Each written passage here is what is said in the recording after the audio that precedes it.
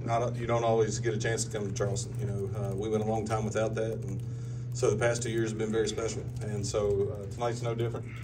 I tell the boys to enjoy the journey is one of our quotes we use, and I think they enjoyed the journey pretty well tonight. So it was a fun win. Matt, you talk about the defense setting up your offense. I mean, all night they just had a hard time getting in sets even.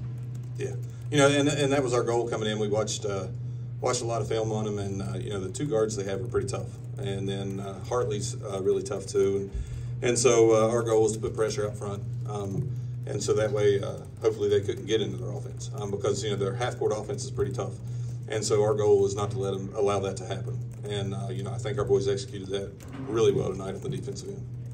Coach, you guys went 33-0 run, I think, at one point. You guys play at a high level. I didn't realize it was that much, but go ahead. Yeah, you guys play at a high level a lot of the time. When you go on that kind of game-altering run, what differences do you see in your team? They just get after it. But they get after it. We've had a lot of teams that we've coached that go 100%. They give it everything they have, but this team understands how to give it 100% and execute it at the same time. And, there's a big difference there. But you always take the 100%. But when it's 100% and they're executing it, oh gosh, it showed tonight. The Coach Miller and Coach Lusk and I, we love the defensive end. That's what we thrive on. And I just mentioned it a little while ago, but sometimes I catch myself being a spectator on the defensive end instead of a coach, and because it's fun to watch.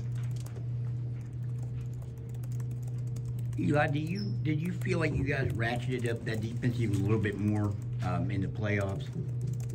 Yeah, we've been working on practice, like picking up pressure and everything.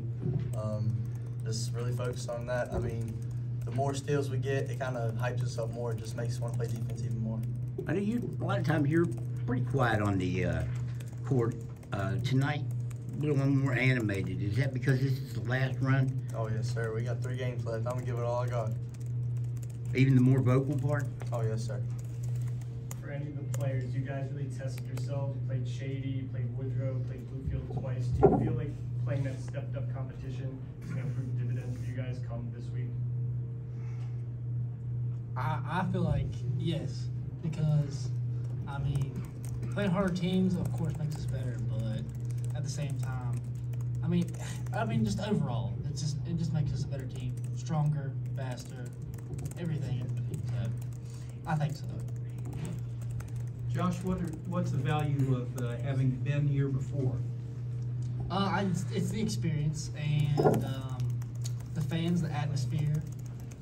It's everything in between. It's a lot different than playing in just a regular gym. There's thousands of people watching, and you don't know who's watching, but there's someone out there watching. They could very well impact the game just as much as you're out there. It's just a whole different atmosphere, basically. Anybody on this team have more fun than Owen Jackson? Matt, I'll ask you Oh, first. you want to answer that? I love it. Just go out and do my thing, and then.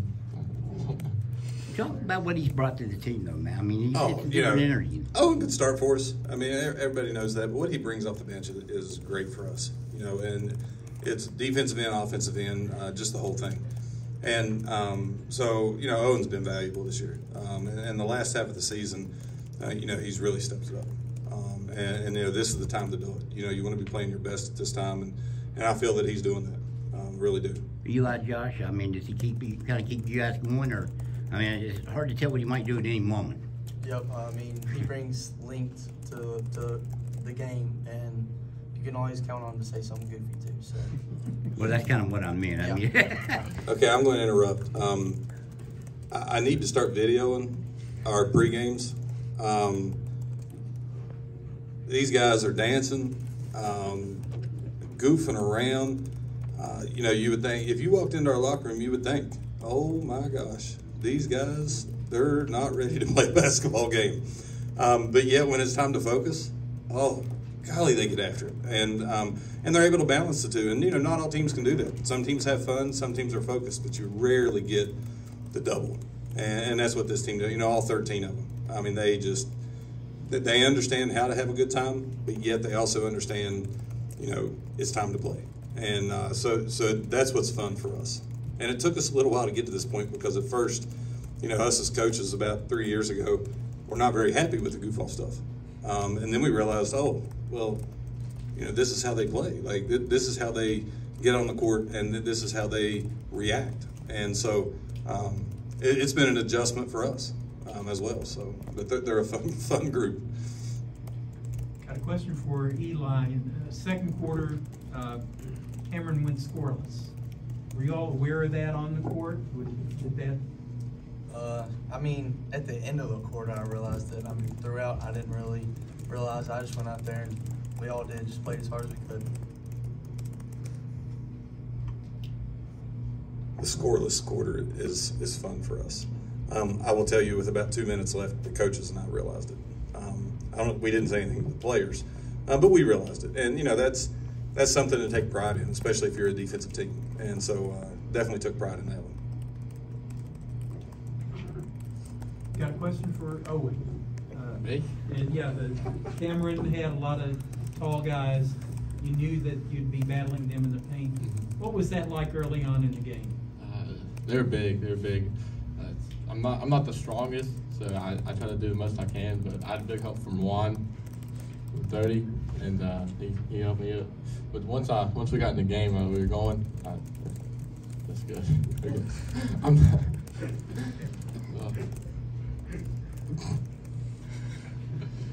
Any further questions? All right, thank you all.